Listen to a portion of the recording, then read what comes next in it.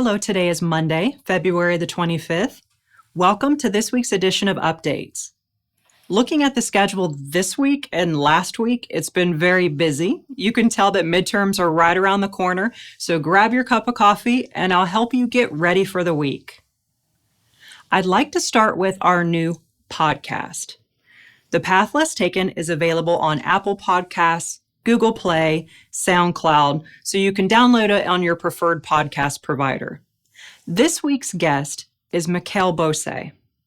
He is the trainer that's coming to do the de-escalation training this week. That training will be in South Charleston on Wednesday at 1 p.m. in room 137, and it will be in Montgomery on Thursday at 1 p.m. in the Davis Hall Auditorium. This training is open to everyone, and I encourage you to attend. Mikhail is the Disproportionate Minority Contact Community Liaison with the Partnership of African American Churches. This podcast gives a preview of the training and gives a little bit of his background, and I like the approach he's taking with this training. He's really blending two things together, and it sounds like it merges together seamlessly. He will be addressing disproportionate minority contact with law enforcement, and he will also be touching on something called RIGHT, and that is racial intelligence, training, and engagement. So this training is something that you'll be able to apply to many facets of your life and will help you understand folks, have a little bit more empathy, and be able to walk in someone else's shoes to better understand where they're coming from. So it's really a conversation from both sides of the spectrum with law enforcement as well as the community. And so I think this will be a great training. So please put this on your calendar. Other activities this week, Student Affairs is sponsoring a craft corner Monday and Tuesday, so check it out. I believe they're making mugs this week. There is also Calming Kitties on campus Tuesday and Wednesday, and Student Affairs usually has events that are designed to help people relax, get calm before the midterm stress, and this activity is in that same line. I know in prior years, some of the cats that have been brought in were available for adoption and were adopted. So it's a great partnership with our local animal shelter. I also want to mention this Tuesday is engineering night at Chick-fil-A. Contact Jason Spencer if you'd like to volunteer. Now looking back to last week's activities. Monday was ATC Day at the Capitol. So BridgeValley and Pierpont joined forces and went to the legislators and put displays together that showed the benefits advanced technology centers have to the community. We had a great turnout with our faculty and staff. We thank everyone for participating. We also had a health fair on campus last week, so let's cut away to some of that footage.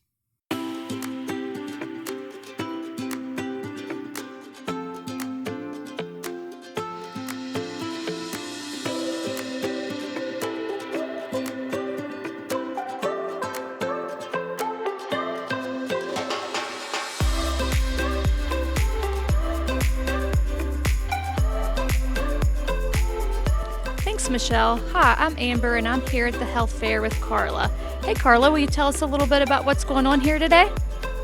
Sure, Amber. So this year's health fair is sponsored by the Collegiate Recovery Programs, and Ashley Lewis and I and the Collegiate Recovery interns have put everything together. This year we're doing a little bit more of a holistic approach. Besides just having vendors here, we're having interactive activities for students to do. They're going to be able to play with Play-Doh, they're going to be able to color, and they're also working on calming wands and stress balls. So there's a lot of different activities, so we're hoping everybody will come out, take advantage of that, and have a stress-free day. Sounds great. Thanks, Carla. Hi, I'm here with Sarah, and she's going to be doing a Zumba presentation here shortly. Sarah, would you mind telling us a little bit about what Zumba is? Yes, I absolutely love Zumba. Zumba is a high cardio dance routine, and you can burn anywhere from 800 to 1,000 calories in just 1 hour. It's basically a huge dance party where you're exercising, yet having fun as well. Sounds fun. Thanks, Sarah. Finally, I'd like to mention a recap from the art gallery at the Grid in Montgomery. The current exhibit features the artwork of our faculty, staff, and students, so it's a very special display. It's still on until March the 8th, so if you haven't checked it out, please do stop by. We have a swag submission this week, and we love getting your swag pictures when you're out and about in the community or traveling. This week's submission is from President Bellinger. She was recently in Taiwan visiting her son, so let's cut away to some of those pictures.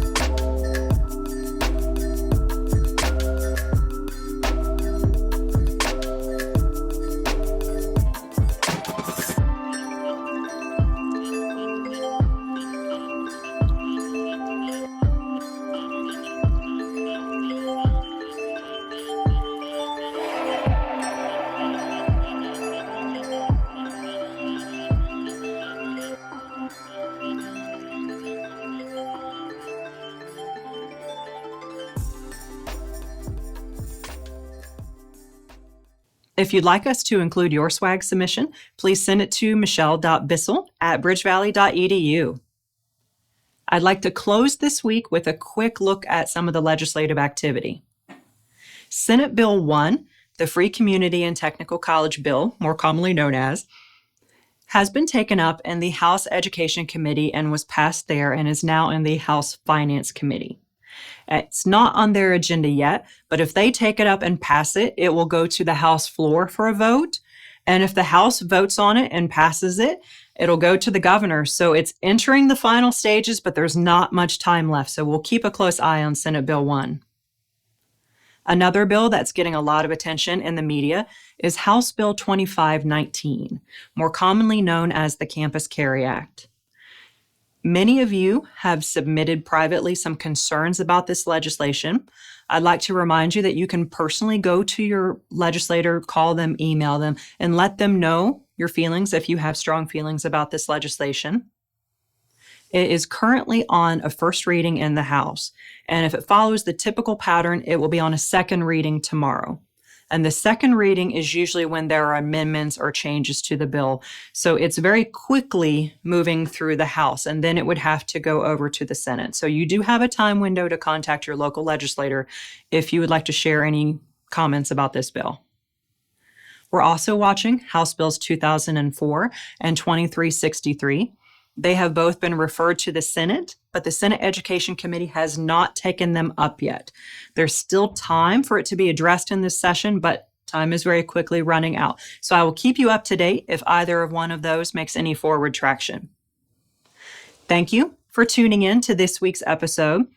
Click the subscribe button if you'd like to get notified of these videos first. Follow us on social media, and I'll see you next week.